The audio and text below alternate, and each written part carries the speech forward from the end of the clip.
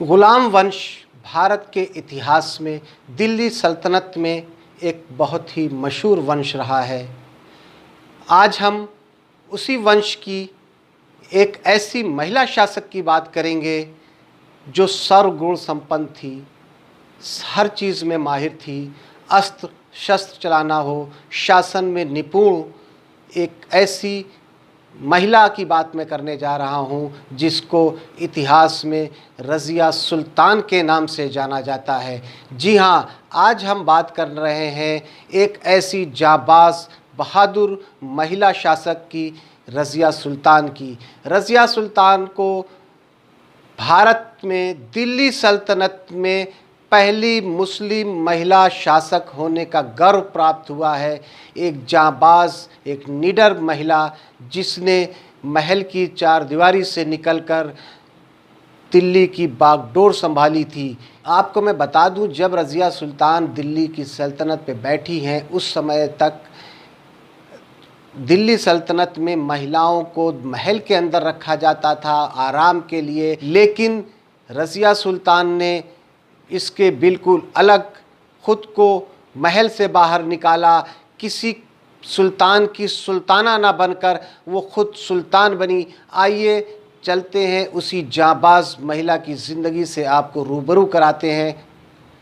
मैं हूं आसिफ और आपका स्वागत करता हूं अपने चैनल नमता आसिफ लाइव ब्लॉग में। आइए हम शुरू करते हैं रज़िया की ज़िंदगी से जुड़ी तमाम ऐसी बातें जिसने उसको रज़िया से रज़िया सुल्तान बना दिया। एक ऐसी बेबाक, निडर और जाबाज शासक जो हर तरह से निपुण थी, चाहे अस्त्र शस्त्र चलाना हो, शासन में पूरी तरह से माहिर। लेकिन दो वजह से वो लंबे टाइम तक हुकूमत नहीं कर पाई। एक था उसका महिला होना, दूसरा था उसका प्रेम। ये दो शब्द जो किताबों में बहुत अच्छे लगते हैं, महिला और प्रेम, शायद रज़िया के लिए यही काल बन गया। आइए पूरी डिटेल हम देखते हैं, पूरी डिटेल आपको बताते हैं रज़िया सुल्तान की ज़िंदगी से जुड़े हुए कुछ अहम सवाल।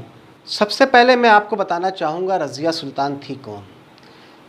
गुलाम वंश के शासक इल्तुतमिश की बेटी रज़िया सुल्तान थी, जिसको इल्तुतमिश बहुत पसंद करते थे। इल्तुतमिश की चाहत थी कि उनके बाद जो रज़िया सुल्तान है वो दिल्ली सल्तनत की गद्दी पर बैठे।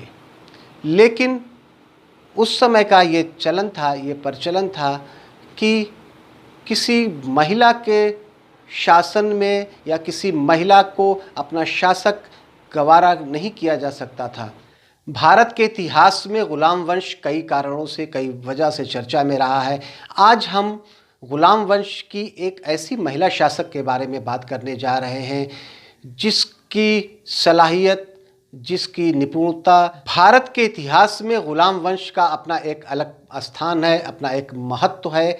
आज हम उसी गुलाम वंश की एक ऐसी महिला शासक के बारे में बात करने जा रहे हैं जिसको भारत में पहली मुस्लिम महिला शासक होने का गौरव प्राप्त हुआ। जी हाँ, हम बात कर रहे हैं भारत की पहली मुस्लिम महिला सुल्तान रज़िया सुल्तान की।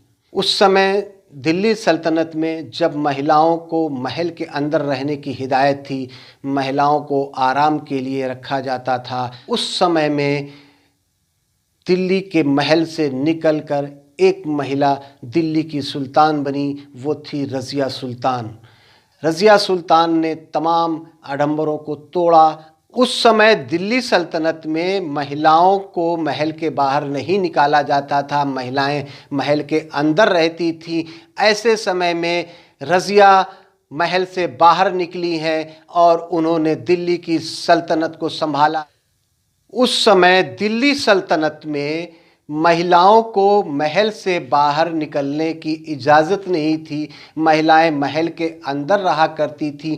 ऐसे समय में एक महिला महल से बाहर निकलकर पुरुषों की तरह दिल्ली की बागडोर को संभाला है। ये रज़िया की सलाहियत थी, उसकी कुशलता थी, उसकी कूटनीति थी कि उसने महल की चारदीवारी से बाहर खुद को निकाला और दिल्ली की सल्तनत को संभाला। जबकि रज़िया का इतना ज़्यादा विरोध किया गया था उस समय की कोई भी ये बर्दाश्त नहीं कर रहा था कि एक